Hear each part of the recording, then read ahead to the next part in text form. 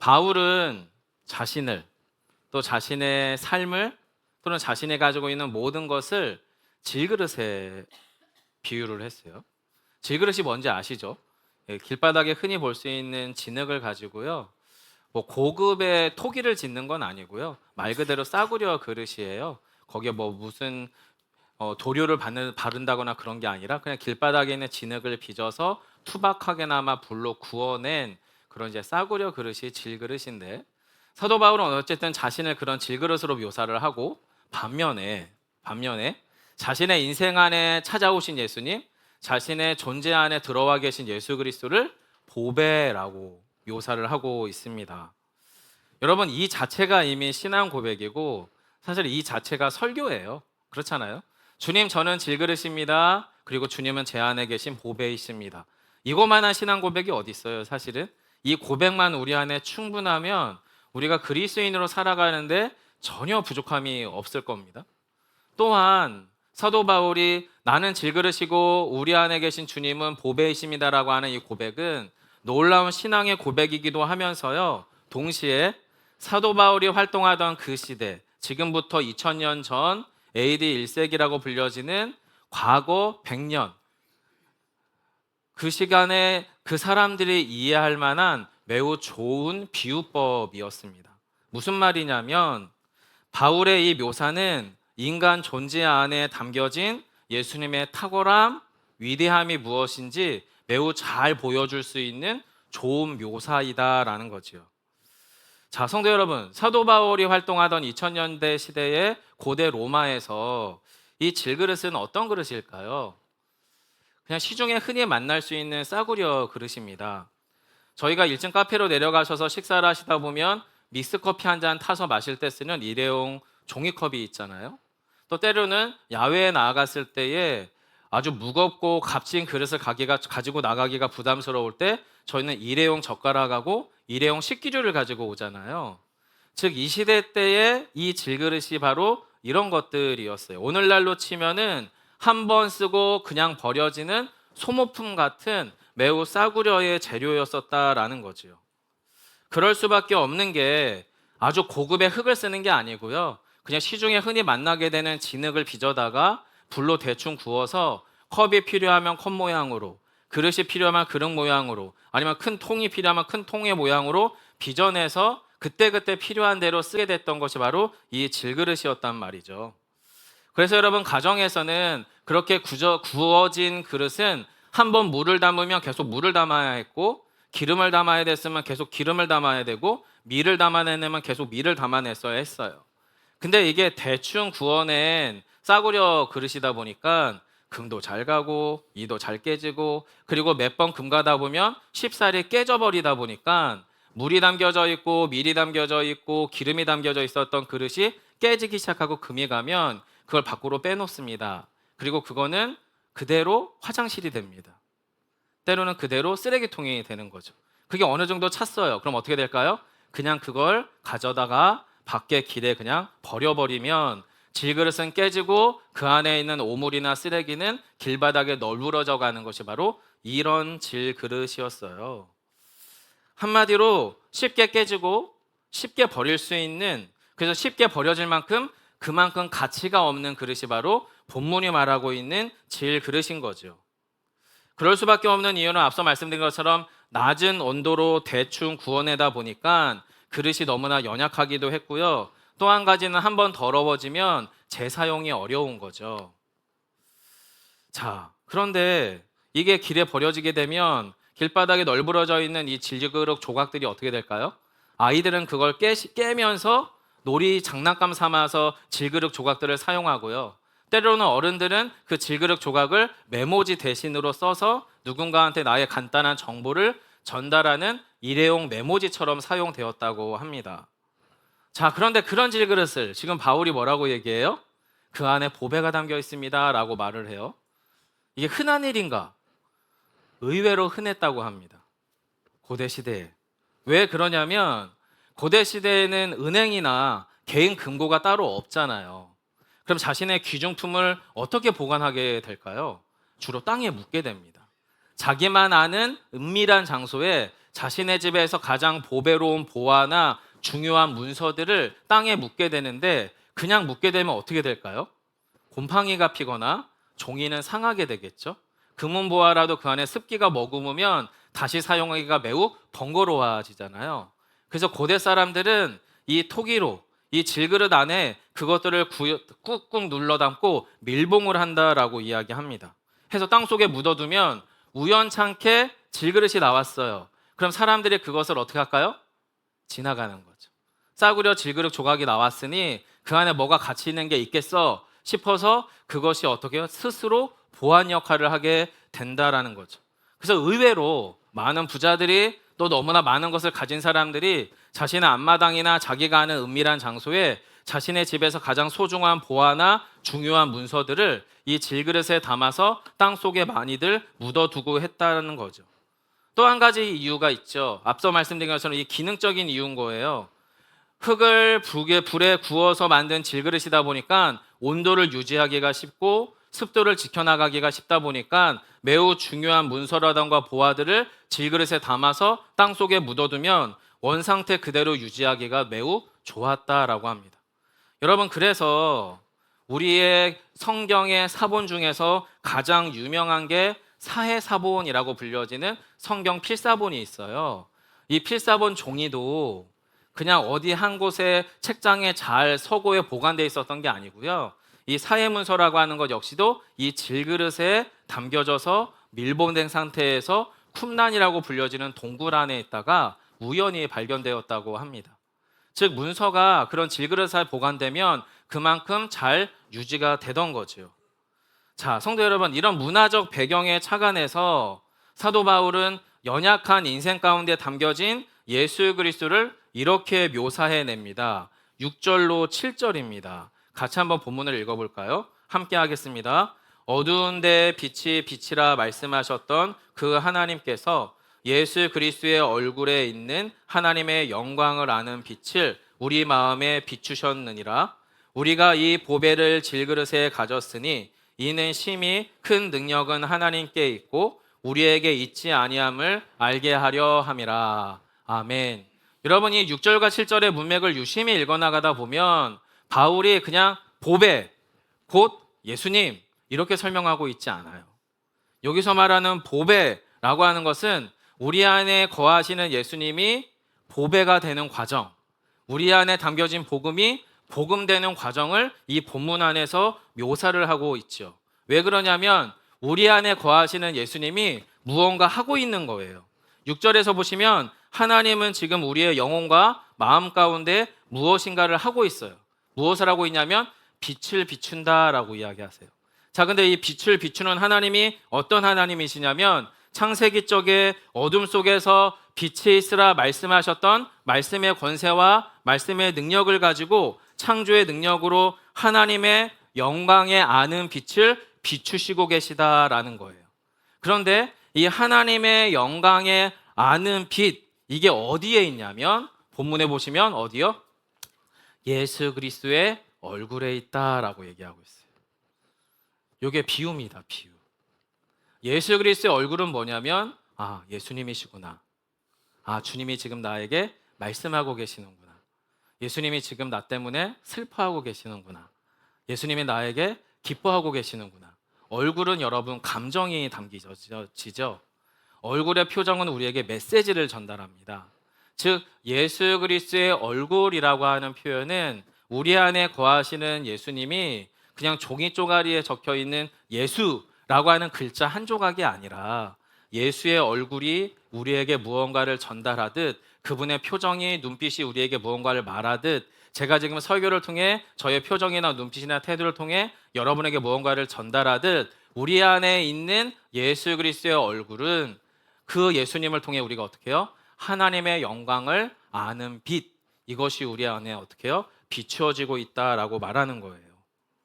자, 그렇게 사도 바울은 예수 그리스도의 얼굴, 바로 하나님의 영광을 아는 빛이 어디에 담겨져 있다고 이야기하냐면 놀랍게도 어디요? 우리 안에. 우리 안에 예수님의 얼굴이 담겨져 있다는 거죠. 여러분 이것을 쉽게 이해하자면 그거예요. 우리는 지금도 이 자리에서 앉아 있는 어떤 태도, 어떤 눈빛, 어떤 자세를 통해 우리 안에서 예수님이 어떤 분인지를 반드시 누군가에게 지금 전달하고 계세요. 전달하고 계세요. 지식이 중요하지 않아요, 여러분. 필요하죠. 하지만 이 지식이, 복음에 관한 지식이 내 삶으로 들어와서 나의 표정, 내 태도, 나 삶의 내용을 통해 우리는 계속 우리 안에 계신 예수님을 전달하고 있거든요. 말하고 있어요. 지금 그 이야기를 하고 있는 거예요. 그러면서 7절에서는 뭐라고 이야기합니까? 그 질그릇이 담겨져 있는, 질그릇에 우리 예수가 담겨져 있는 이유를 이렇게 얘기합니다. 한 번 더 7절 읽어볼까요? 함께 합니다. 우리가 이 보배를 질그릇에 가졌으니 이는 심히 큰 능력은 하나님께 있고 우리에게 있지 아니함을 알게 하려 함이라. 성도 여러분, 이 과정이 너무 중요합니다. 만약에요, 6절과 7절에서 바울이 말하는 이 말이 맞다면, 이게 너무 중요한 진리라면, 그리고 우리가 그런 존재로 저와 여러분이 이 세상에 부르심을 받은 게 맞다면,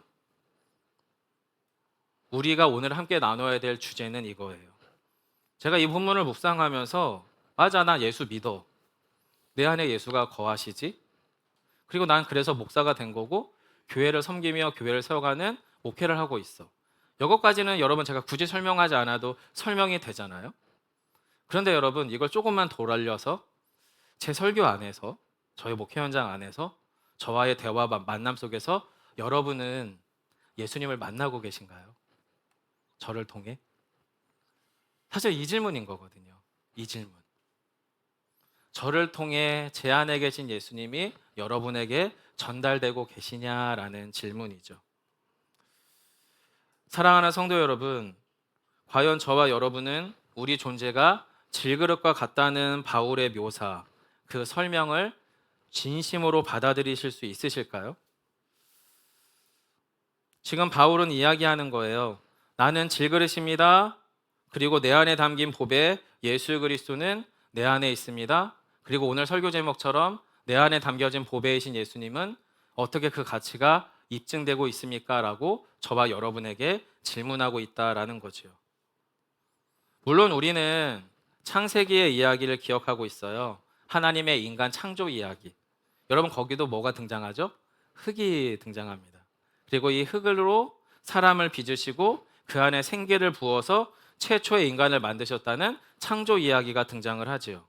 자, 그런데 지금 오늘 본문에서 이야기하는 이 질그릇을 이야기할 때 사도 바울이 유대인들만 이해할 수 있는 창세기적 이야기를 했는지는 알 수가 없어요. 하지만 분명한 건 뭘까요? 바울이 질그릇이라는 단어를 사용할 때 고대 로마인들은 질그릇이 어떤 의미인지 알고 있었다는 거예요. 창조 이야기는 모르더라도 질그릇?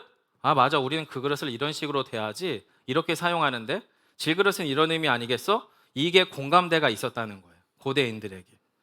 어떤 역설의 존재였죠? 가장 무가치하죠. 가장 싸구려 일회용 그릇에 불과하잖아요. 하지만 가장 무가치함에도 불구하고 반대로 가장 가치 있는 보화나 중요한 문서를 담아내는데 유용하다는 사실을 고대인들은 다 알고 있었어요. 로마 사람들. 그리고 너무 흔하다 보니까 가장 쉽게 깨지고 가장 쉽게 버려진다는 사실도 알고 있었어요. 하지만 동시에 가장 가치 있는 것을 담아낼 만한 매우 독특한 특징을 가지고 있는 것이 질그릇이었다는 사실도 알고 있어요. 이 특징을 바울은 8절로 9절에서 이렇게 설명합니다. 8절 9절 같이 읽어보겠습니다. 우리가 사방으로 우겨쌈을 당하여도 쌓이지 아니하며 답답한 일을 당하여도 낙심하지 아니하며 박해를 받아도 버림받지 아니하며 거꾸로 트림을 당하여도 망하지 아니하고. 여러분 이것이 가능할까요?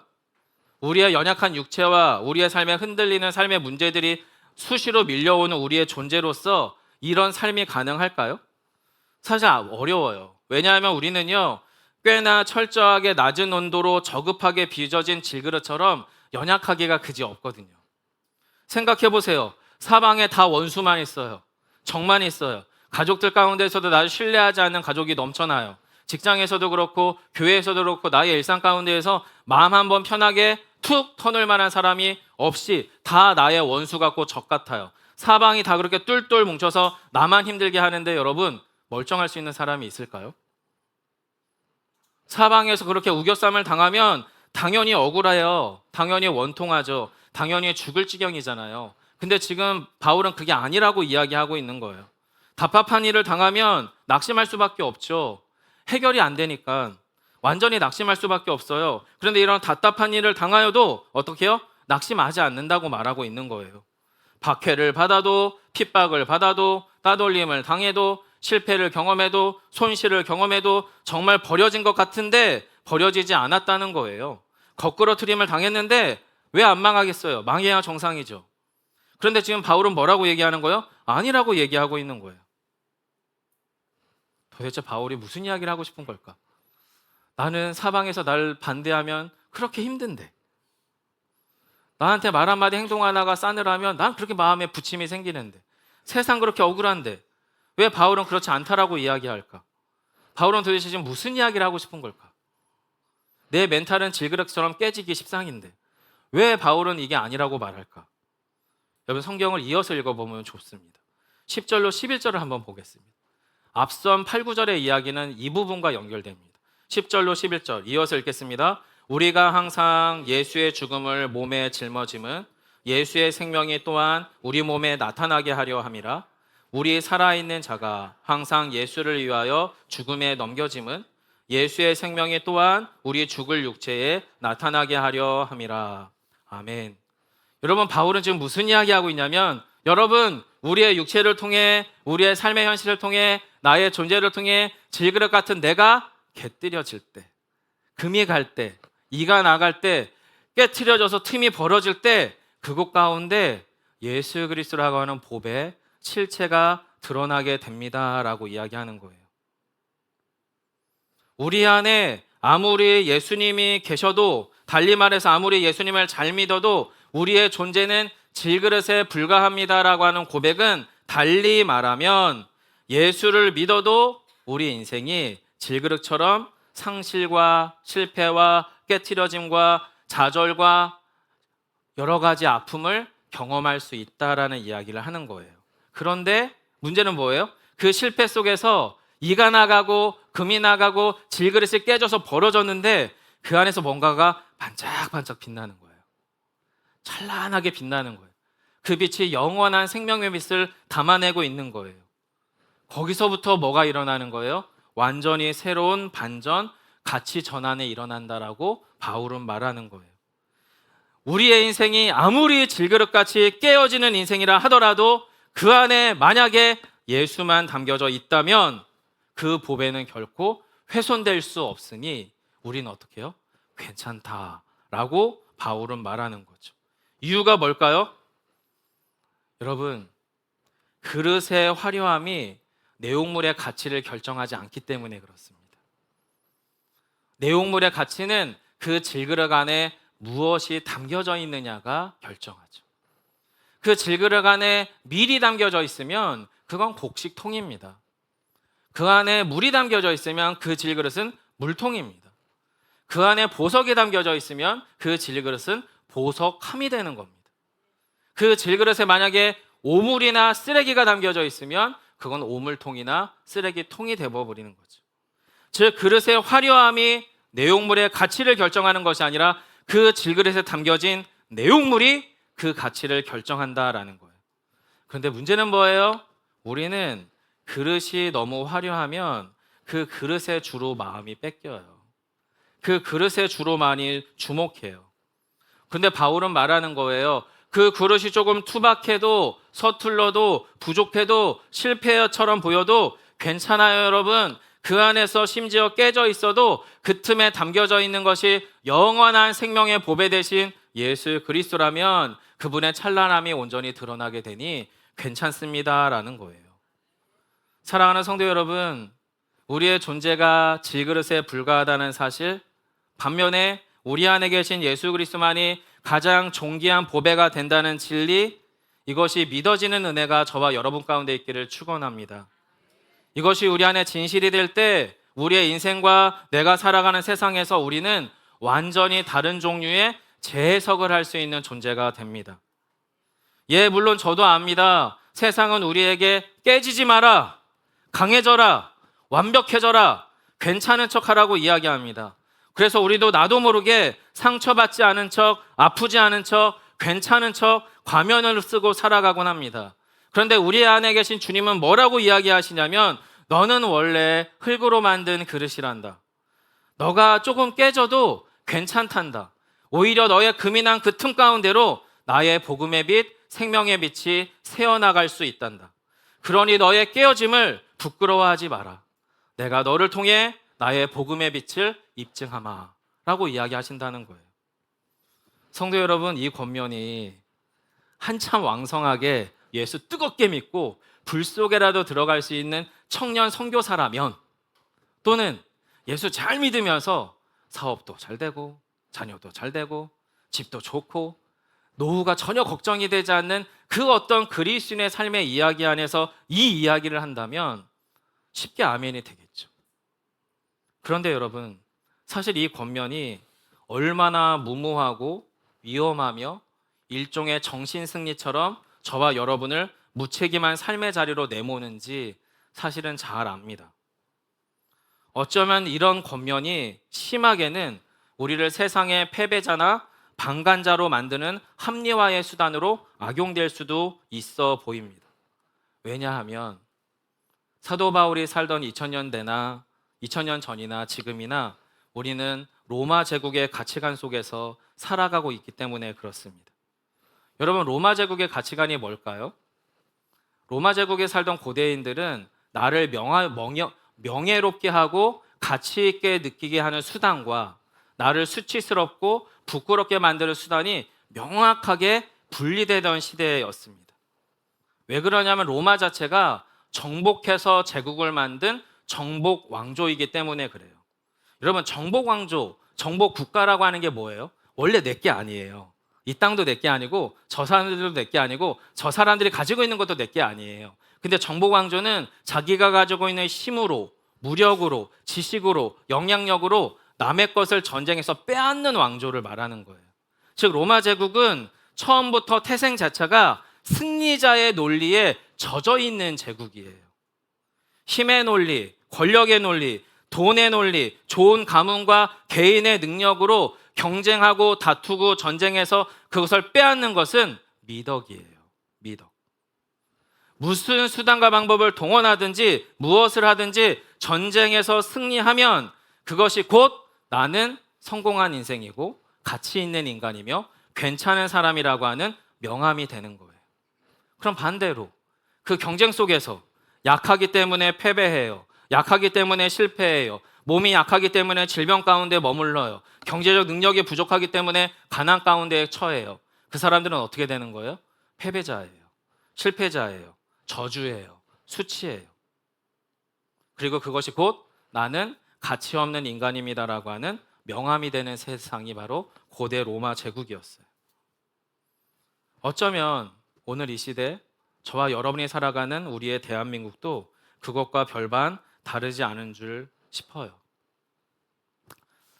이번 주에 저희 아내 생일이 있었습니다. 제 속에서는 너무 고마운 사람인데 내가 그 고마움을 어떻게 표현을 할까라고 고민을 했어요. 이게 잘 모으면 아내한테 그래도 엄청난 명품은 아니더라도 좋은 선물을 살 수 있을 정도의 약간의 비용이 있었어요. 근데 저희 집에는 저희 아내만 있는 게 아니지 않습니까? 그리고 생일 잔치를 저희 둘만 할 수는 없잖아요.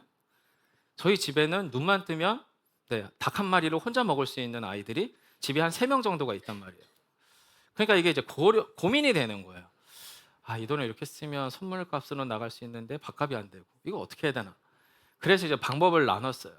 첫 번째는 점심 때 아내랑 따로, 전에 이제 친구들을 만났던 어떤 안산의 어느 식당 갔는데 너무 맛있고 고급져서 이제 거기서 이제 아내랑 점심을 따로 먹고, 그리고 이제 그날 저녁에 프라다를 사고 싶었는데 프라닭을 샀어요. 뭐 한 끗 차이잖아, 한 끗 차이. 글자 하나 차이니까. 그래서 아이들한테 명품 통닭을 사줬죠. 원래 저희는 보통은 동네에서 그냥 우리 동네 치킨 있잖아요. 한 9천 원 정도 되는 거, 3마리 사면 3만 원이면은 정말 충분할 수 있는 거. 그럼 딱 반 타작해서 반씩 개인 접시에 나눠주고 밥 딱 퍼주면 아이들에게는 아빠 오늘 저녁 너무 맛있었어요 할 수 있는 동네 치킨이 있는데, 요거 말고 고가의 프라닭, 이게 2배더라고 값이. 그래서 이제 프라닭을 사고 피자도 샀어요. 피자 이름도 너무 좋아. 예술이야 예술. 가격도 적절하고 맛도 괜찮아요. 그렇게 해서 결국에 어떻게 해요? 선물은 못 사고 밥을 샀죠. 밥을 샀어요. 자, 근데 이제 그 통닭을 사면서 얘는 왜 이렇게 포장이 과하지? 여러분 혹시 프라닭이라는 치킨을 포장 배달해 보신 적 있으십니까? 예, 저는 무슨 명품 백을 넣는 무슨 백 같은 거 있잖아요. 검정색 명품 가방은 그냥 딸랑딸랑 들고 다니진 않더군요. 매장에서 사면은 그걸 해서 엄청나게 과대 포장을 하더라고요. 근데 이 프라닭도 닭봉지 하나 딱 주면 될 거를 뭐가 이렇게 포장이 거해. 뭐 어찌 됐든 그래서 이제 그거 가지고 이제 생일 잔치를 했죠. 행복했는데 조금은 뭔가 떨떠름했어요. 사실은 이렇게 뭐 선물 하나 이렇게 딱 내밀고 싶었는데 그게 안 되더라고요. 제가 무슨 얘기하는지 이해하시나요, 성도 여러분? 저도 이런 어떤 비교치와 이걸로 되겠어라고 하는 그런 마음에 영향을 받는 인간이에요. 정확하게 제국의 논리에서 자유롭지 않아요. 저도 그렇고 어쩌면 여러분도 다 비슷비슷하시지 않으실까 싶네요. 자, 그런 세상 속에 십자가를 딱 세워놓고 십자가 위에 버려진 신이 있는 거예요. 그 신은 십자가에서 죽임당하신 예수인 거죠. 여러분, 그런 예수를 정상적인 로마인이라면 어떻게 구원자요, 메시아요, 하나님의 아들로 바라볼 수 있겠어요? 명예의 시대를 살아가고 결핍과 상실은 실패를 의미하는 그 시대 속에서 어떻게 그런 신이 우리의 구주가 될 수 있겠습니까? 그리고 이 논리가 고린도 교회 안에 그대로 들어갑니다. 고린도 교회 성도들이 보니 아볼로라고 하는 사람은 알렉산드리아 출신의 화려해, 말도 잘하고 설교도 너무 감동적이고 수사학이 철철 넘치고 게다가 고도의 지식이 발달된 알렉산드리아 출신의 사도야. 너무 괜찮아. 근데 반면에 우리를 세운 사도 바울은 외모도 불상사납고 눈은 항상 침침해서 눈을 깜빡깜빡거리고 설교를 하면 도대체 언제 끝나나 갑갑하고 답답해. 너무 어눌해서. 편지만 받아보면 어마어마한 사람인 줄 알았는데 막상 만나보면 너무 볼품없는 거죠. 이런 세상적 기준 가운데에서 바울이 고린도 교회 성도들에게 너무 못 믿어온 거예요. 너무 의심스러운 거죠. 바울은 화려하지도 않았고 유창하지도 않았고 그야말로 그럴싸해 보이지 않았던 거예요. 그런 바울이 지금 오늘 본문에서 그 말을 하는 거예요. 예, 여러분 맞아요. 저 질그릇 맞습니다. 예, 저 별로 볼품 없죠. 저는 예수 전하다가 매맞아 깨져버린 인생이거든요. 그래서 저라고 하는 인생의 그릇은 이도 나갔고 금이 나가버린 볼품없는 질그릇 맞아요. 하지만 아무리 화려하고 대단하고 그럴싸해 보이는 그릇일지라도 그 안에 예수가 없으면 그건 영원한 보물을 담고 있는 건 아니랍니다. 오히려 자기 욕망과 만족과 성공을 위한 죄와 욕망의 오물덩어리에 불과하거든요. 라고 얘기하는 게 오늘 본문의 이야기입니다. 사랑하는 성도 여러분, 바울은요, 우리 안에 담겨진 예수라고 하는 보배가 입증되려면, 그 가치가 증명되려면 우리가 질그릇 같은 존재라는 사실을 받아들여야 한다는 얘기를 하고 있어요. 그리고 우리가 질그릇 같은 존재로서 나의 깨트려짐이 수치고 부끄러움이고 실패가 아니라는 사실을 붙들라고 이야기하고 있어요. 왜요?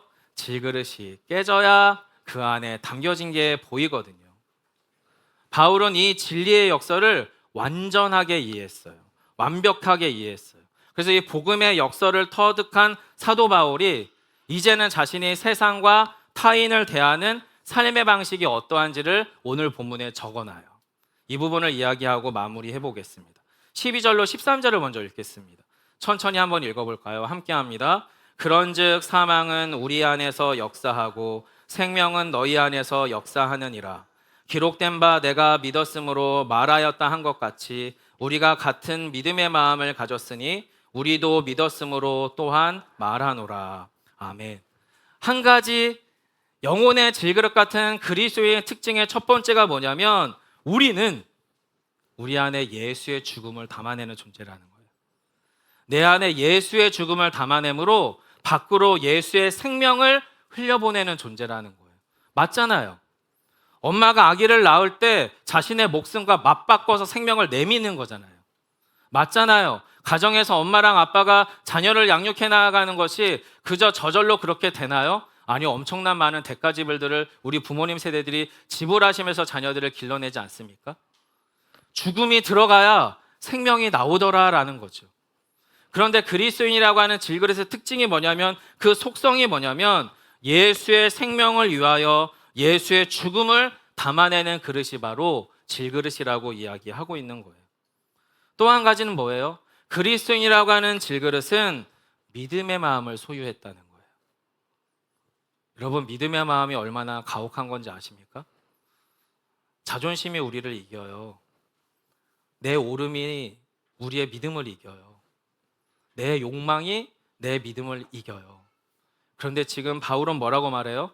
그리스도인이라고 하는 질그릇은 우리 안에 욕망도 있고 자존심도 있고 자기 오름도 있지만 믿음의 마음을 가지고 있어요. 그리고 이 믿음의 마음을 가지고 어떻게 해요? 그 믿음을 추구하는 질그릇이에요 라고 이야기하는 거예요. 무엇보다 여러분 오늘 본문 18절에서는 이렇게 이야기합니다. 마지막 18절 같이 한번 읽어볼까요? 우리가 주목하는 것은 보이는 것이 아니요 보이지 않는 것이니 보이는 것은 잠깐이요 보이지 않는 것은 영원함이라. 아멘. 성도 여러분, 보이지 않는 것을 사랑하실 수 있으십니까? 우리 눈에 보이는 게 정말 잠깐이라고 믿으십니까? 아니요, 저희는 정반대로 보통 살아갑니다. 눈에 보이는 게 훨씬 더 영원하고요. 눈에 보이는 게 훨씬 더 유효하고요. 눈에 보이는 게 당장 우리에게 시급해요. 그만큼 중요한 거죠. 보이지 않는 건 잠깐이에요. 보이지 않는 건 우리에게 영원하다고 못 느껴요. 그런데 바울은 뭐라고 말해요? 나를 질그릇이라고 표현할 때 그리스도인이라고 하는 질그릇의 마지막 특징이 뭐냐면 무엇보다 보이지 않는 영원함을 추구할 수 있는 영적 속성을 가지고 있대요. 사랑하는 성도 여러분, 저희는 그 신앙의 자리에 초대받은 질그릇 같은 그리스도인입니다. 그게 우리의 자존심을 깨트리지 않습니다. 우리의 가치를 무가치하게 만들지 않습니다. 오히려 교회 공동체 안에 가득해야 될 것은 나를 깨트려 내 틈 안에 있는 예수가 흘러나갈 수 있도록 하셔야 됩니다. 내 안에 예수를 꼭꼭 숨긴 채 나의 외면이 괜찮은 척, 안전한 척, 좋은 척, 잘 되는 척 또는 내가 너희들보다 또는 여러분들보다 훨씬 영향력 있는 척 하는 거 잠깐입니다. 이 나가기 금방이고요. 깨져버리기 금방입니다. 그거 입증하느라고 발버둥 칠 바에 저는 제 안에 있는 예수 그리스도를 더 누리겠습니다. 이 놀라운 소망의 은혜가 저와 여러분의 삶의 현실이 되시기를 간절히 축원합니다.